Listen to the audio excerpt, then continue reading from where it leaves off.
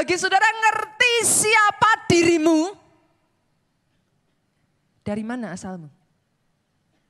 Karena rupa-rupanya saudaraku, dua jenis manusia ini punya kebiasaan yang berbeda. Coba kita lihat. Manusia yang berasal dari bumi, Yohanes 3 ayat 31, termasuk pada bumi. Artinya apa saudaraku? Dengar baik. Itu sebabnya ketika saudara meninggal, yang berasal dari bumi kembali kepada bumi. Tapi kabar baiknya, engkau bukan manusia bumi yang mengerti, katakan amin. Rohmu bukan produk dunia. Itu sebabnya bagi saudara yang dilahirkan kembali, yang bukan produk dunia akan kembali kepada asalnya. Itu sebabnya kita tidak mengenal yang namanya saudaraku akhir. Orang Kristen bukan menyebutnya kematian. Coba senggol kiri kanan, Pak, pulang kampung Pak. Yang mengerti katakan amin. Yang mengerti katakan amin. Kenapa saudaraku? Your earthly citizenship, kewarganegaraan bumimu is temporary. Oh, saya harus ulang ini saudaraku. Kewarganegaraan bumimu itu sementara. Aminnya boleh paling keras. Tepuk tangannya yang paling meriah buat Yesus Tuhan kita. You do not belong to this earth. Karena kau bukan manusia bumi, Bu.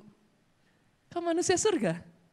Itu sebabnya rohmu akan kembali pada tempatnya nantinya.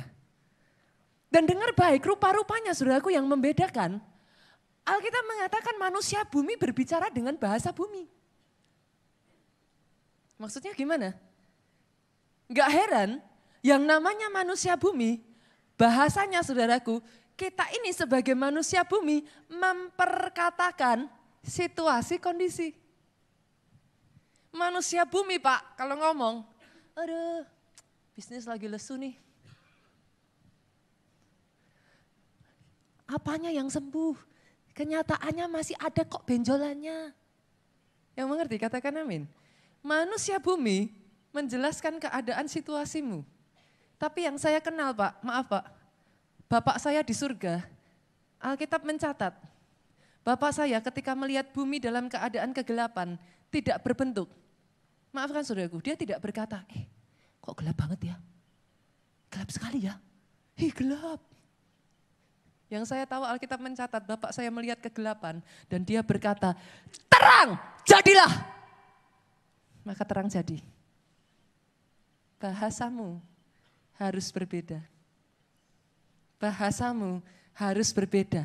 Hanya manusia bumi yang menceritakan keadaan. Hanya manusia bumi yang komplain, mengeluhkan keadaan. Hanya manusia bumi yang frustasi dengan masalahnya. Hanya manusia bumi yang terpuruk dengan keadaannya. Manusia surga, dia punya bahasa surga.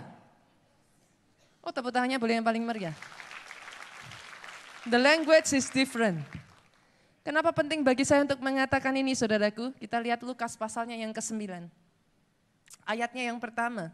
Maka Yesus memanggil ke-12 muridnya, dia memberikan tenaga dan kuasa kepada mereka untuk menguasai setan-setan dan untuk menyembuhkan penyakit-penyakit. Ini bahasanya enggak jelas, saudara.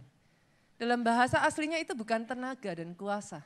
Boleh dimunculkan multimedia bahasa Inggrisnya? Baca sama-sama yuk, 2, 3. Then he called his 12 disciples together. And gave them apa? Power and authority. Power and authority, bukan tenaga saudaraku, bukan energi. That's power, itu kuasa dan otoritas. Seberapa banyak dari saudara yang mengerti power dan otoritas